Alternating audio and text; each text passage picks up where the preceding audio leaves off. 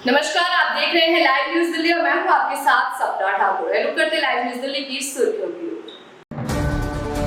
दिल्ली सरकार के स्कूलों में कक्षाओं के निर्माण में कथित भ्रष्टाचार को लेकर भ्रष्टाचार निरोधक ब्यूरो ने दिल्ली के पूर्व मंत्री और आप नेता मनीष सिसोदिया और सत्येंद्र जैन को समन जारी किया है।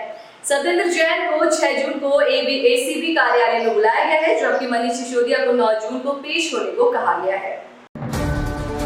12,748 क्लासरूम और भवनों में निर्माण में कथित 2,000 करोड़ रुपए के घोटाले से जुड़ा यह मामला सामने आया। एंटी करप्शन ब्रांच की तरफ से जारी बयान में कहा गया, दिल्ली में आप सरकार के शासनकाल में 12,748 कक्षाओं और भवनों के निर्माण में 2,000 करोड़ का भारी घोटाला सामने आया है।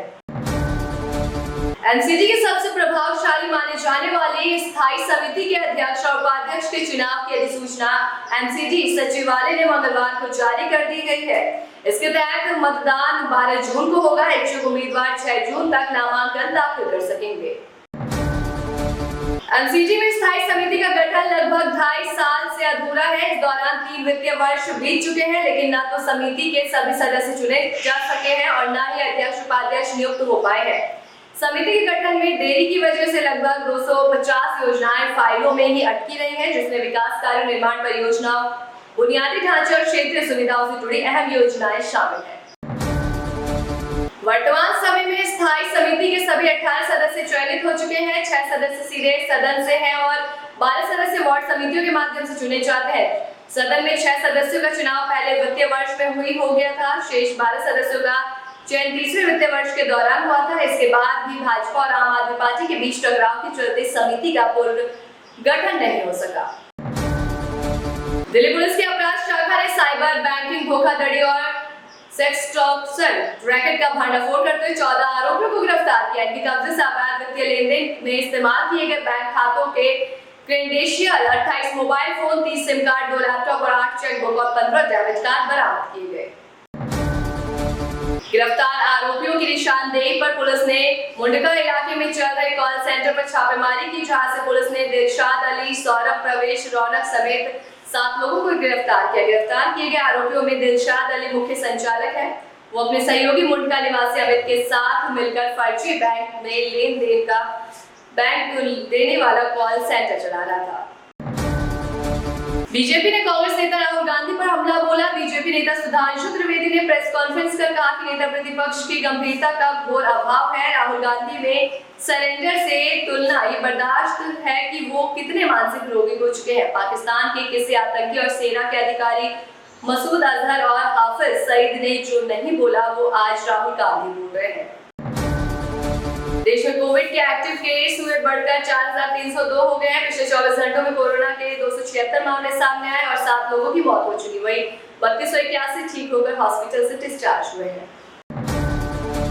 यूपी की राजधानी लखनऊ में केंद्रीय वित्त आयोग की आज बैठक। ये बैठक मुख्यमंत्री योगी आदित्यनाथ के साथ होगी। इसमें विभिन्न विभागों के अपर मुख्य सचिव और प्रमुख सचिव शामिल होंगे। इस बैठक में नगर विकास, पंचायती राज, ऊर्जा, राजस्व विभाग के अफसर विवरण देंगे। यूपी में पूर्व अग्निवीरों को पुलिस कांस्टेबल, पीएससी कांस्टेबल, घुड़सवार और फायरमैन की भर्ती में 20% क्षैतिज आरक्षण दिया जाएगा। सीएम योगी आदित्यनाथ की अध्यक्षता में मंगलवार को लोक भवन में हुई कैबिनेट की बैठक में यह फैसला लिया गया। भर्ती में पूर्व सैनिकों की तरह अग्निवीरों को भी आयु सीमा में भी 3 वर्ष की छूट दी जाएगी।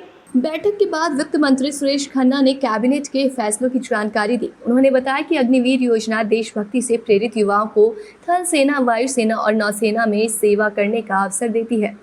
अग्निवीरों का पहला बैच 2026-27 में अपना 4 साल का कार्यकाल पूरा कर लेगा। जिन अग्निवीरों को नागरिक जीवन में वापस भेजा जाएगा, उनमें से अगर कोई यूपी पुलिस या पीएससी में भर्ती के लिए आवेदन करता है तो उन्हें 20% क्षैतिज आरक्षण का लाभ दिया जाएगा। ये लाभ उन्हें उनकी आरक्षित श्रेणी में ही मिलेगा।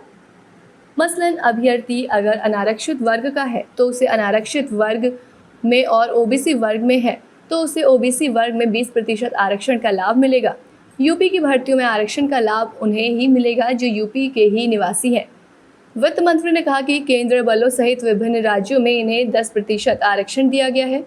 यूपी उन्हें 2 गुना कोटा देगा। पर्यटन एवं धार्मिक स्थलों पर आवासीय सुविधा को बढ़ावा देने और रोजगार प्रोत्साहित करने के लिए पर्यटन विभाग की होम स्टे एंड ब्रेकफास्ट नीति को कैबिनेट ने मंजूरी दे दी है। ये नीति आवासीय भवनों के लिए होगी, जिसमें अधिकतम 2/3 क्षेत्रों को किराए पर दिया जा सकेगा। होम स्टे 1 से 6 कमरे या अधिकतम 12 बेड के हो सकेंगे। जिन घरों में मकान मालिक नहीं रहते, वो केयर टेक के जरिए अपने आवास को होम स्टे में तब्दील कर सकेंगे। एक बार में पर्यटन अधिकतम 7 दिन के लिए बुकिंग करवा सकेंगे। इसके बाद इसे दोबारा बुकिंग करवानी होगी। होम स्टे के लिए मकान मालिक को पर्यटन विभाग के पोर्टल uptourismportal.in पर ऑनलाइन पंजीकरण करना होगा। डीएम की अगुवाई वाली कमेटी इस पर फैसला करेगी। कमेटी में पुलिस, नगर निगम के अधिकारी भी सदस्य होंगे, जबकि जिला पर्यटन अधिकारी इसका सचिव होगा।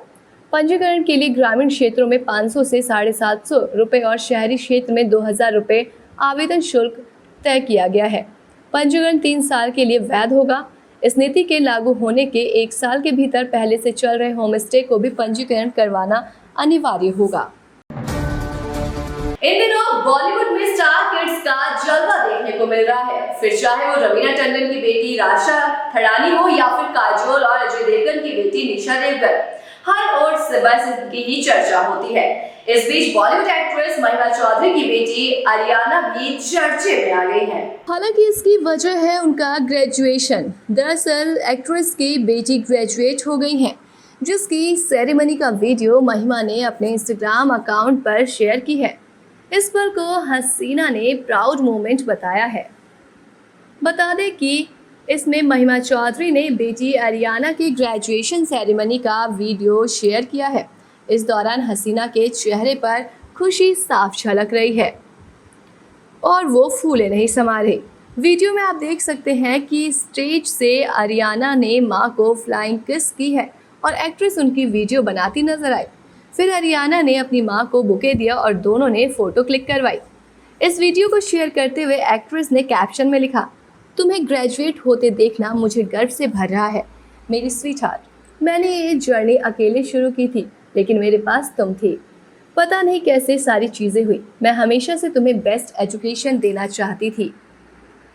महिमा चौधरी ने पोस्ट में आगे लिखा, मैं तुम्हारी वजह से दोबारा काम पर लौटी। मुझे लगता था मैं ये सब तुम्हारे लिए कर रही हूँ, लेकिन मुझे अंत में मेरे लिए काफ़ी कुछ किया।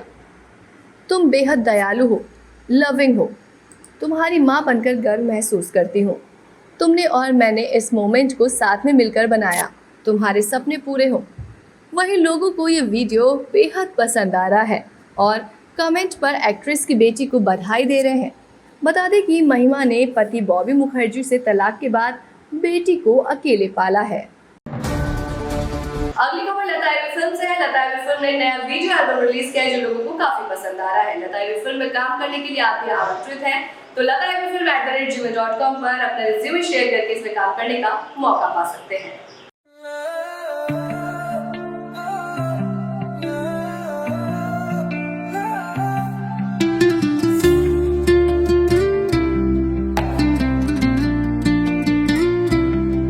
दिल के धागे उलझे सारे। ऐसी तमाम छोटी बड़ी खबरों से जुड़ने के लिए देखते रहे लाइव न्यूज दिल्ली और साथ ही अपनी खबरें दुनिया तक पहुंचाने के लिए हमारी वेबसाइट www.livenewsdelhi.com पर संपर्क करें। नमस्कार। अभी सब्सक्राइब करें हमारे चैनल लाइव न्यूज दिल्ली को और साथ में बेल आइकन दबाना ना भूलें। Live news Delhi.